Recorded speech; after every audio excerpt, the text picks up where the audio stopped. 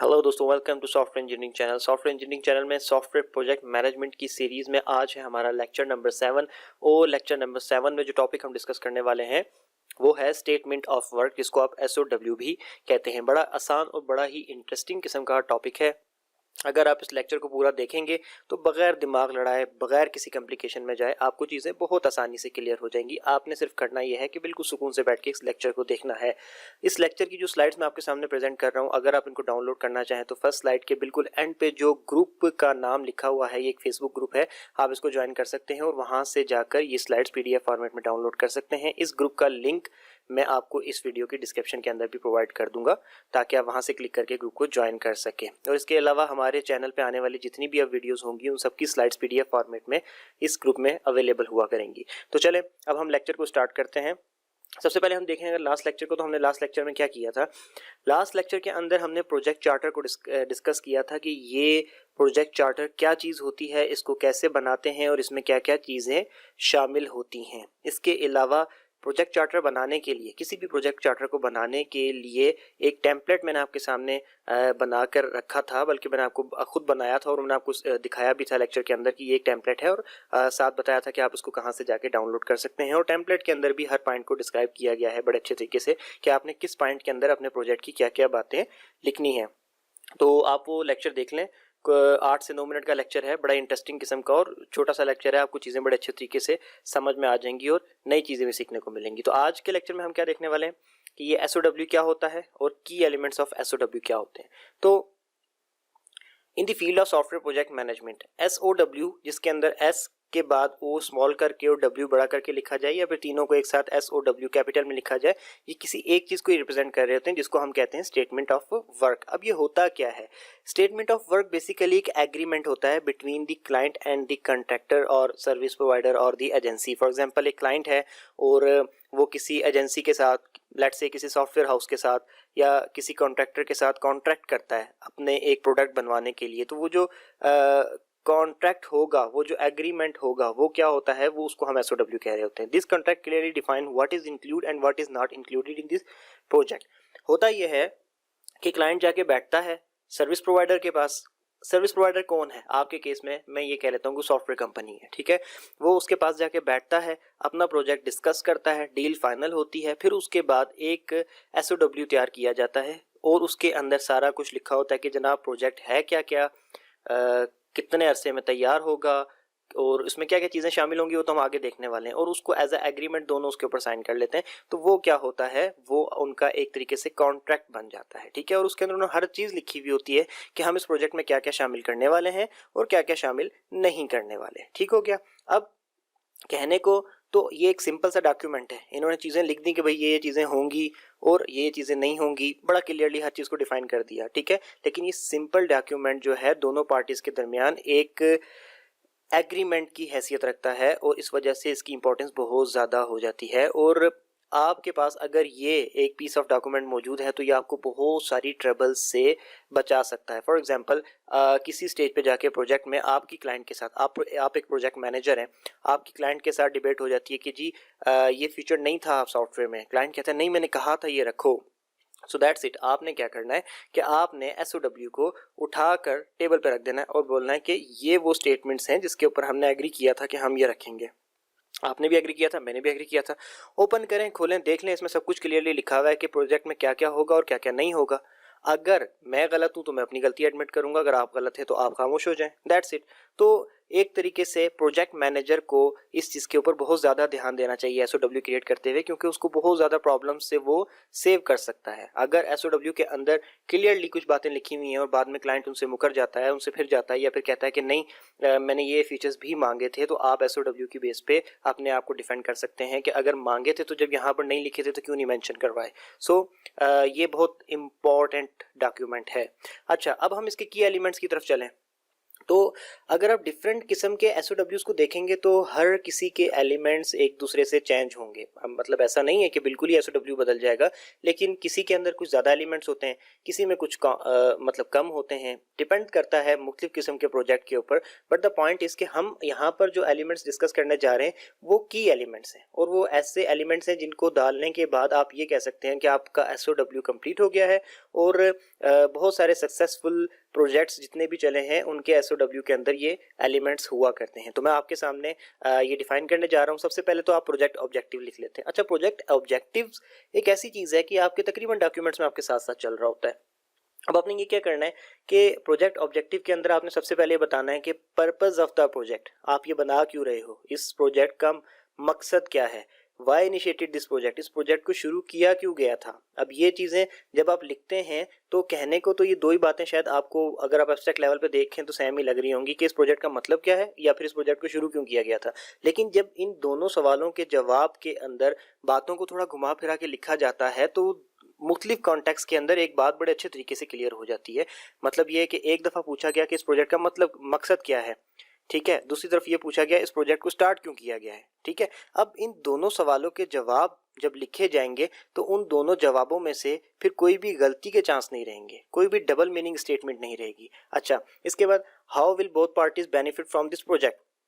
अब दोनों पार्टीज को इस प्रोजेक्ट से फायदा कैसे उठेगा। अब दोनों पार्टीज कौन सी हैं। पहली बात ये कि एजेंसी, सॉफ्टवेयर हाउस जो ये सॉफ्टवेयर बना रही है, जो ये प्रोजेक्ट बना रही है, और दूसरी पार्टी कौन सी है, क्लाइंट जो ये सॉफ्टवेयर बनवा रही है। तो दोनों के फायदे यहाँ पर लिखे जाएंगे। ये चीज़ यहाँ पर बड़ी क्लियर कट हो जाएगी कि जी आपको ये चीज़ है, ये फ़ायदा मिलने वाला है और हमें ये फ़ायदा मिलने वाला है, फिर उससे कोई भी मुकर नहीं सकता। अच्छा, इसके बाद हम आगे चलते हैं, आगे जाके देखते हैं स्कोप ऑफ वर्क, ठीक है। ये स्कोप ऑफ वर्क है, ये किसी और चीज़ का स्कोप नहीं है, स्कोप ऑफ सॉफ्टवेयर नहीं है, स्कोप ऑफ वर्क है। इस चीज़ का ध्यान रखिएगा।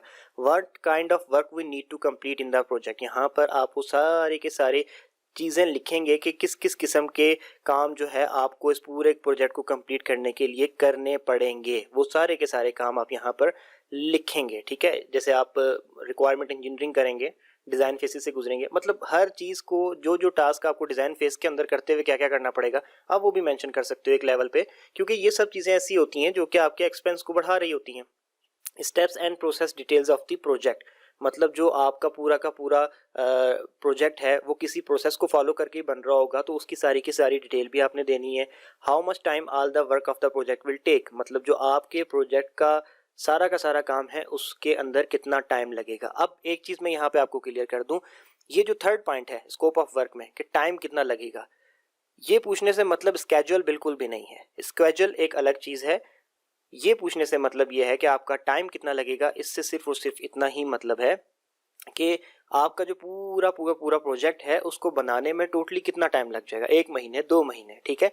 ये स्केड्यूल नहीं है, ये रफली एस्टिमेट है, ठीक हो गया। अच्छा, प्लेस एंड टाइम एग्जीक्यूशन। अब ये चीज़ मैं आपको बता दूं, इस पॉइंट में आप क्या लिखते हो, इसमें आप ये लिखते हो कि where the project will take place, यानी कि जो प्रोजेक्ट है उसको बनाया कहाँ पे जाएगा। अब सोचने वाली बात है कि इसकी क्या इशू है, इसकी क्या टेंशन है। इसकी टेंशन है समटाइम ऐसा होता है कि कॉन्ट्रैक्टर जो सॉफ्टवेयर हाउस होता है वो किसी दूसरे कंट्री में बैठा होता है, जो क्लाइंट होता है वो किसी दूसरे कंट्री में बैठा होता है, ऑनलाइन डील हो रही होती है। खास करके सॉफ्टवेयर कंपनीज में तो बहुत ज़्यादा ये चीज़ कॉमन होती चली जा रही है। तो दोनों के टाइम जोन डिफरेंट होते हैं, तो इसलिए ये चीज़ बहुत ज़्यादा मैटर करती है। मीटिंग्स के अंदर बहुत ज़्यादा क्लैशेस आ जाते हैं कि जी आपने ये टाइम कहा था, उन्होंने कहा जी हमने तो अपने कंट्री का समझा, एंड सो ऑन। तो ये देख लिया जाए कि प्रोजेक्ट बन किस जगह पे रहा है, क्लाइंट कहाँ बैठा है, सॉफ्टवेयर कंपनी कहाँ बैठी है। इस पॉइंट को माइंड में रख कर, तो अगर टाइम जोन्स डिफरेंट हैं तो इन दोनों टाइम जोन्स को माइंड में रख के दोनों के इजी स्केड्यूल को देखकर ही सारे के सारे मीटिंग स्केड्यूल किए जाएं, सारे टास्क किए जाएं जो कि इन दोनों ने मिलके करने हैं, तो ज़्यादा बेहतर रहता है। अदरवाइज क्लैशेस बढ़ते चले जाते हैं सॉफ्टवेयर कंपनीज एंड क्लाइंट के दरमियान। माइलस्टोन्स क्या होते हैं। माइलस्टोन वर्ड ऐसा है कि मेरे ख्याल में आपको इसके नाम से ही इसका आइडिया हो गया होगा, लेकिन फिर भी मैं बता देता हूँ कि आप क्या करते हैं कि पूरे प्रोजेक्ट को एज अ होल कंप्लीट करने की कभी भी कोशिश नहीं करते। आप प्रोजेक्ट को माइलस्टोन्स में डिवाइड कर लेते हैं, छोटे छोटे से उसके माइलस्टोन बना लेते हैं। अच्छा, इससे फ़ायदा क्या होता है, जब प्रोजेक्ट माइलस्टोन्स में डिवाइड हो जाता है तो एक एक माइलस्टोन को पहले तो बात ये कि अचीव करने में आसानी होती है। दूसरी बात ये कि हर एक माइलस्टोन को आप इंडिविजुअली जब देख रहे होते हैं तो आप उसकी प्रोग्रेस को इजीली मेजर कर पाते हैं। फॉर एग्जांपल एक प्रोजेक्ट है, वो ओवरऑल अगर हम उसको तकसीम करें तो या डिवाइड करें तो हो सकता है उसके 10 माइलस्टोन बन सकें। अब 10 माइलस्टोन की बेस के ऊपर हम एक एक माइलस्टोन को देखकर उसकी डिटेल में जाकर शायद या इजीली अंदाज़ा लगा सकेंगे कि इस माइलस्टोन पे 1 मंथ लगना है, नेक्स्ट माइलस्टोन पे भी 1 मंथ लगना है और टोटल 10 मंथ्स लगने हैं। लेकिन एज अ होल प्रोजेक्ट को हम शायद देख के कभी भी ये ना बता पाते कि इसमें 10 मंथ लगने हैं। लेकिन जब वो प्रोजेक्ट डिवाइड हो गया 10 माइलस्टोन में तो हर एक माइलस्टोन को हम अच्छे से देखकर तो उसका प्रोग्रेस को मैयर भी कर सकेंगे, टाइम का भी बता सकेंगे, मतलब ईच एंड एवरीथिंग बहुत आसान हो जाएगी। तो कोशिश ये करनी चाहिए कि आप अपने प्रोजेक्ट को माइलस्टोन्स में डिवाइड करें, माइलस्टोन की प्रोग्रेस भी इजीली मैयर कर सकेंगे, टाइम कितना लगेगा ये भी इजीली मैयर कर सकेंगे और हर चीज़ अच्छे से जो है आपकी जो है मतलब मैनेज हो सकेगी। तो वो जो माइलस्टोन्स आप बनाएंगे उनको आपने यहाँ पे मेंशन करना है और उनकी प्रोग्रेस को भी आप इजीली फिर मैयर कर सकेंगे। अच्छा, उसके बाद स्केड्यूल की बात अगर हम करें तो ये क्या है, ये एक की एलिमेंट है SOW का, ठीक है। होता ही यही है, आपने अगर सॉफ्टवेयर इंडस्ट्री में सुना हो तो होता यही है कि सुनाई कहने में यही बात आती है कि सॉफ्टवेयर प्रोजेक्ट्स हमेशा स्केड्यूल स्लिप कर रहे होते हैं, हमेशा अपने टाइम से लेट हो रहे होते हैं, ठीक है। तो इसलिए कोशिश करनी चाहिए कि इसको आप बड़ी खूबसूरती से डिफाइन कर लें। ये एक प्रोजेक्ट की पूरी टाइमलाइन होती है कि आपने अगर प्रोजेक्ट को माइलस्टोन्स के अंदर जैसे पिछले स्टेप में डिवाइड कर लिया और सारे के सारे माइलस्टोन वहाँ पर लिख लिए हैं, तो अब आप यहाँ पे स्केड्यूल पे एक टाइमलाइन बनाकर ये चीज़ भी मेंशन कर दें कि माइलस्टोन 1 किस मंथ में शुरू होगा, किस मंथ में जाके खत्म होगा, माइलस्टोन 2 किस मंथ में शुरू होगा, किस मंथ में जाके खत्म होगा, एंड सो ऑन। ऐसे करते करते आपका प्रोजेक्ट अल्टीमेटली कब कंप्लीट होगा। तो फिर इस तरीके से क्लाइंट को किसी किस्म की कोई कंफ्यूजन नहीं रहती, उसको ये भी दिख रहा होता है कि इस वक्त माइलस्टोन 1 पे खड़े, तो माइलस्टोन 1 इन्होंने कहा था कि 1 मंथ में कंप्लीट होगा, तो अगर 1 मंथ हो नहीं हुआ है तो फिर मेरा ये क्लेम नहीं बनता कि आप लेट क्यों कर रहे हो। तो चीज़ें दोनों के सामने क्लियर होती हैं। माइलस्टोन की वजह से कुछ प्रॉब्लम सॉल्व हो गई और फिर माइलस्टोन्स को जब आपने स्केड्यूल में डाला तो बाकी चीज़ें भी बड़ी आसान होती चली गई। इसके बाद हम चले जाते हैं डिलीवरेबल्स के ऊपर, ठीक है। डिलीवरेबल्स का मतलब क्या होता है, वो चीज़ें जो आपने डिलीवर करनी है अपने क्लाइंट को। इस स्टेज पे आप क्लियरली जो है डिफाइन कर देते हैं कि जब प्रोजेक्ट एंड हो जाएगा, जब ख़त्म हो जाएगा, तो वो क्या चीज़ें हैं जो आप अपने क्लाइंट को डिलीवर करेंगे। क्लाइंट आपसे क्या क्या एक्सपेक्ट कर सकता है। जैसे कि मैं आपको एक छोटी सी बात बताता हूँ, आप किसी भी ऑनलाइन शॉपिंग साइट पे जाते हैं और वहाँ से कोई अपना मोबाइल बाय कर रहे होते हैं, तो उस मोबाइल की जितनी भी डिटेल लिखी होती है एंड पे लिखा होता है कि आपको बॉक्स में क्या क्या मिलेगा, मोबाइल मिलेगा, चार्जर मिलेगा, एक मोबाइल कवर मिलेगा, ठीक है। यानी कि आप इसके अलावा कुछ एक्सपेक्ट नहीं कर सकते और इसके अलावा आप कुछ क्लेम भी नहीं कर सकते। यानी डब्बा खोलने के बाद आप ये कभी भी नहीं कह सकते अब कि यार इसमें तो हैंड्स फ्री निकली ही नहीं। क्यों? क्योंकि उन्होंने पहले से ही लिख के लगा दिया है कि इसके अंदर आपको ये चीज़ें मिलने वाली हैं, तो अब आपका क्लेम नहीं बनता। तो इसीलिए आपको अपने सॉफ्टवेयर के साथ भी इस तरीके से डिलीवरेबल्स डिफाइन कर देनी चाहिए। अच्छा, testing. At this stage we describe how we will evaluate the product to check if it is working fine और नॉट। अब यहाँ पर हम पहले से ही लिख देते हैं कि हम प्रोडक्ट को किस तरीके से टेस्ट करेंगे। जब प्रोडक्ट पूरी तैयार हो चुकी होगी तो हम उसकी वर्किंग को चेक करने के लिए किस लेवल पे जाके प्रोडक्ट को टेस्ट करेंगे, ठीक है। अब वो चीज़ यहाँ पे पहले से डिफाइन होगी तो कस्टमर को भी पता होगा, क्लाइंट को भी पता होगा। अब एक कंपनी है वो मोबाइल बनाती है और मोबाइल बनाकर वो ये क्लेम करती है कि ये मोबाइल जो है बहुत मजबूत है। अब कस्टमर उसको बाय करते के साथ ही मारता है उठा के दीवार पे, मोबाइल टूट जाता है और वो कहता है ये तो मजबूत नहीं है, ठीक है। तो क्या मजबूती का मतलब ये होता है कि दीवार पे मार के उसको तोड़ दो? ये टेस्टिंग का कोई तरीका नहीं है। उनका जो मजबूती क्लेम करने का ऑप्शन होता है वो ये होता है कि एक इंसान की हाइट अगर 6 फुट है तो वो अपने कान के पास से भी यूज़ करते करते खुदा ना खास्ता नीचे गिर भी जाता है तो कम से कम उससे कुछ ज़्यादा सीरियस किस्म के इसको डैमेज नहीं होंगे।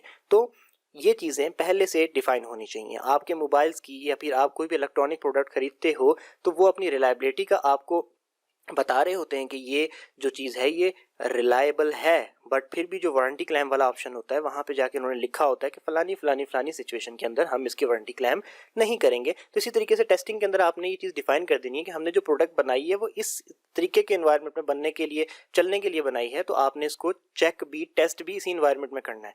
बनाई यहाँ के लिए गई हो, टेस्ट कहीं और कर दिया जाए और उसका क्लेम कर दिया जाए कि प्रोडक्ट सही से काम नहीं कर रही, तो वो टेस्ट एक्सेप्टेबल नहीं होगा।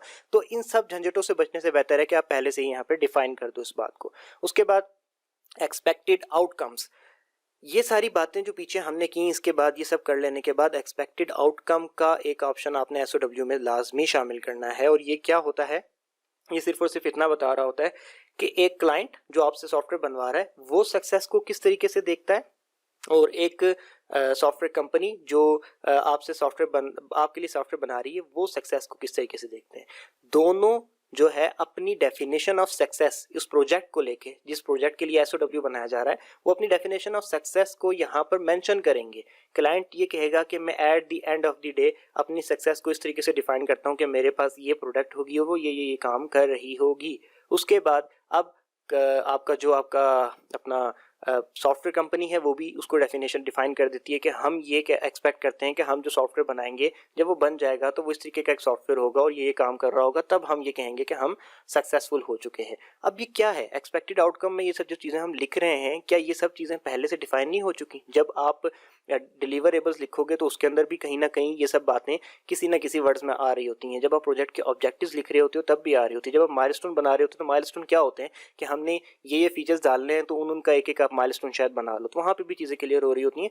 बट रिपीटेटिवली ये चीज़ें इस तरीके से आ रही होती हैं घूम फिर के कि कोई भी कस्टमर या कोई भी प्रोजेक्ट मैनेजर फिर अपनी बात से घूम फिर के हट नहीं सकता। अगर वो किसी भी वर्ड पे ये कहेगा कि यहाँ पे मेरा कहने का मतलब ये था, तो वो किसी नेक्स्ट पॉइंट पे जाके फिर पकड़ा जाएगा। तो इसलिए ये एसओडब्ल्यू की बहुत ज़्यादा इंपॉर्टेंस होती है। स्पेशल टर्म्स एंड कंडीशन ये क्या है?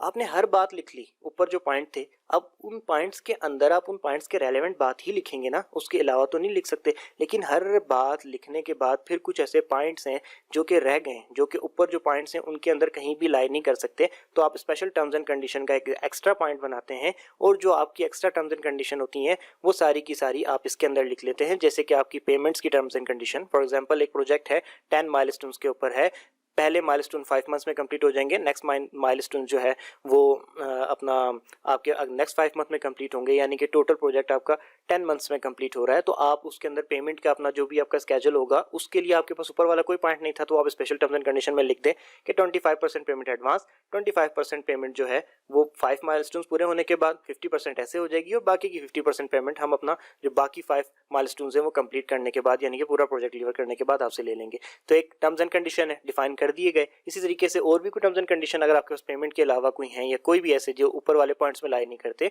तो आप स्पेशल टर्म्स एंड कंडीशन का पॉइंट बनाकर आप लिख सकते हैं।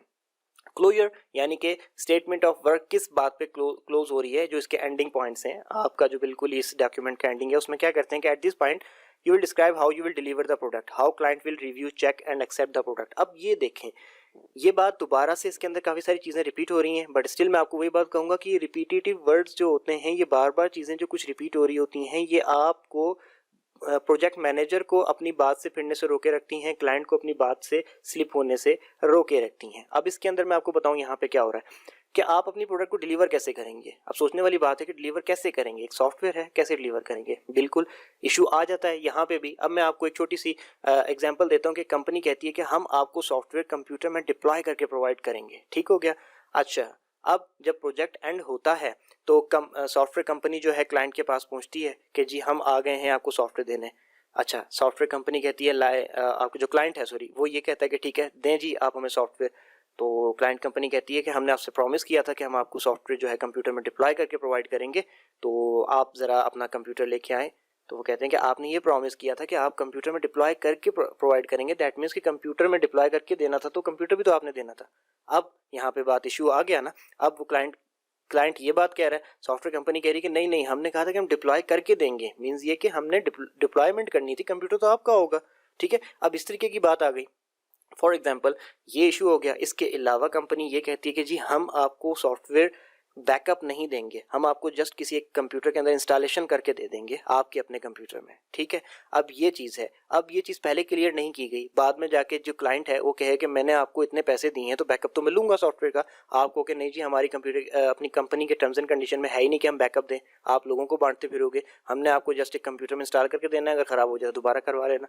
तो ये टर्म्स एंड कंडीशन एंड पे जाकर आपके लिए इशू बनते हैं, ठीक है। तो ये चीज़ें पहले से क्लियर कर दो कि आप तो अपने सॉफ्टवेयर को किस तरीके से प्रोवाइड करने वाले हो। आप यूएसबी में डाल के देने वाले हो, आप सीडी में डाल के देने वाले हो, आप जस्ट इंस्टॉल करके देने वाले हो, या फिर आप अपने पास से एक सीपीयू में इंस्टॉल करके वो सीपीयू प्रोवाइड करोगे, या फिर आप इंस्टॉलेशन के लिए यूएसबी में डाल के लेके जाओगे, उनके पीसी में इंस्टॉल करके आओगे। और इस तरीके की बहुत सारे मैटर होते हैं जब आप प्रैक्टिकल फील्ड में आते हैं। उसके बाद क्लाइंट कैसे रिव्यू करेगा ये आपको पहले से पता होना चाहिए, ठीक है। क्लाइंट से आप पूछ लो कि आप at the end of the day जब हम आपको सॉफ्टवेयर देने आएंगे तो आप उसको किस तरीके से रिव्यू करना पसंद करेंगे, ताकि आप उसको अपने लिहाज से एक दफ़ा पहले भी रिव्यू करके चेक कर लो कि यार क्लाइंट ने ऐसे चेक करना है तो हम उसके पास जाने से पहले चेक कर लें। और फिर जब ये चीज़ आपने लिखी होगी तो क्लाइंट भी उसको वैसे ही रिव्यू करने पे बाउंड होगा। फॉर एग्जांपल आपने ये कहा था कि वो विंडोज़ ऑपरेटिंग सिस्टम में चला कर तो उसको ज़बरदस्त तरीके से चेक करेगा, एंड पे जाके क्लाइंट ये कहता है कि नहीं जी मैं तो मैक पे चला के चेक करना है। अब आप क्या कर लेंगे? ठीक है, अगर आपने यहाँ पे लिखा हुआ है कि रिव्यू करने के लिए सॉफ्टवेयर को विंडोज़ पे इंस्टॉल किया जाएगा और चलाकर चेक किया जाएगा और उस पर रिव्यूज़ देंगे, तो अब क्लाइंट अपनी बात से नहीं हट सकता। और फिर इसके बाद क्लाइंट आपका सॉफ्टवेयर किस तरीके से एक्सेप्ट करेगा, that is the important point. Client आपका सॉफ्टवेयर इस तरीके से एक्सेप्ट करेगा कि आप उसको बस देके आ जाओगे एंड दैट्स इट, या फिर पहले वो पेमेंट करेगा उसके बाद आप इंस्टॉलेशन करेंगे एंड सो ऑन। ठीक है, तो मुख्तलिफ किस्म की चीज़ें ईच एंड एवरीथिंग आप यहाँ पे क्लियर कर दें। तो अगर आप इस डॉक्यूमेंट को ज़रा अपना अगर आइज क्लोज करके टॉप से लेकर क्लोजर तक आए तो इसमें इतनी ज़बरदस्त किस्म की बातें हैं कि अगर आपने ईच एंड एवरीथिंग ज़बरदस्त तरीके से मैंशन कर रखी है तो ये तो सवाल ही नहीं पैदा होता कि कोई किसी बात से हट सके। एटलीस्ट इस बात पे क्लैश नहीं होगा कि आप गलत बयानी कर रहे हैं, मैंने ये नहीं कहा था, मैंने ये कहा था। जो भी कहा था इस वक्त कह लो, वो डॉक्यूमेंट आपके सामने है, उसके बाद ना आप मुकर सकते हो ना क्लाइंट मुकर सकता है। तो ये बहुत अच्छा डॉक्यूमेंट है और मैं ये कहूँगा कि जब भी आप प्रोजेक्ट स्टार्ट करें कोई भी, तो स्टेटमेंट ऑफ वर्क बनानी चाहिए। बल्कि मैं तो वो स्टूडेंट्स जो कि फाइनल ईयर प्रोजेक्ट कर रहे होते हैं उनको भी ये चाहिए कि वो स्टेटमेंट ऑफ वर्क का एक डॉक्यूमेंट अपनी डॉक्यूमेंटेशन के अंदर ऐड कर लिया करें, जिसके अंदर each and everything clearly define होनी चाहिए और उसके अंदर आपके सुपरवाइजर के सिग्नेचर होने चाहिए, आपकी जितनी भी कमेटी है उसके सिग्नेचर होने चाहिए, ताकि at the end of the semester जब आप अपने फाइनल ईयर प्रोजेक्ट को डिफाइन करने जाएं तो वहां पर आपसे एटलीस्ट ये चीज़ पे डिस्कशन ना हो कि आपने ये चीज़ क्यों नहीं डाली, इसमें ये चीज़ होती तो प्रोजेक्ट और अच्छा हो जाता। द पॉइंट इज कि जो भी है यही है, एसओडब्ल्यू के अंदर सिग्नेचर कर लिया गया था। ठीक है, और पहले आपको कोई रोक भी नहीं सकता। आप लर्निंग पर स्टेज के ऊपर हो, आप एक प्रोजेक्ट करने जा रहे हो और अगर आप प्रोजेक्ट की सारे एलिमेंट्स को फॉलो कर रहे हो, आप रूल्स एंड रेगुलेशन को फॉलो कर रहे हो, तो आपके सुपरवाइजर्स तो आपसे हैप्पी होंगे कि यार एसओडब्ल्यू डाल रहा है, अच्छी बात है, बच्चा ज़हीन है, एक एक चीज़ को फॉलो कर रहा है, टर्म्स एंड कंडीशन को प्रॉपर तरीके से लेके चल रहा है, तो हम इसको करने दें। और एंड पे जाकर ये एसओडब्ल्यू आप ही को डिफेंड करने के लिए अच्छी रहेगी और आप इसको अच्छे तरीके से इस्तेमाल कर सकते हैं। तो आई होप सो कि एसओडब्ल्यू का जो लेक्चर था आपको अच्छे तरीके से समझ आ गया होगा। वीडियो अगर अच्छी लगे तो प्लीज़ लाइक कर दीजिएगा और चैनल इन्फॉर्मेटिव लगे तो सब्सक्राइब भी कर लीजिएगा। और ये मेरा ट्विटर अकाउंट आपके सामने स्क्रीन पर नजर आ रहा है, आप प्लीज़ इसको फॉलो कर सकते हैं। और अगर कोई क्वेश्चन हो तो आप मुझसे पूछ सकते हैं, किसी टॉपिक पे कोई वीडियो बनवाना चाहें तो आप मुझे यहाँ पे बता सकते हैं, किसी भी यूट्यूब वीडियो के कमेंट सेक्शन में जाकर आप अपना मर्जी का टॉपिक कमेंट भी कर सकते हैं। हम जरूर कोशिश करेंगे कि एज सून एज पॉसिबल हम उस टॉपिक को कवर करें। फेसबुक पेज आपको स्क्रीन पर नजर आ रहा होगा, इसको भी लाइक कर लें ताकि आपको अपडेट्स मिलती रहा करें। प्लीज़ चैनल को सब्सक्राइब करके सपोर्ट करें, यही आपकी तरफ से एक सपोर्ट होती है जिसकी हमें ज़रूरत होती है। दोबारा मिलते हैं नेक्स्ट लेक्चर में, तब तक के लिए अल्लाह हाफिज़।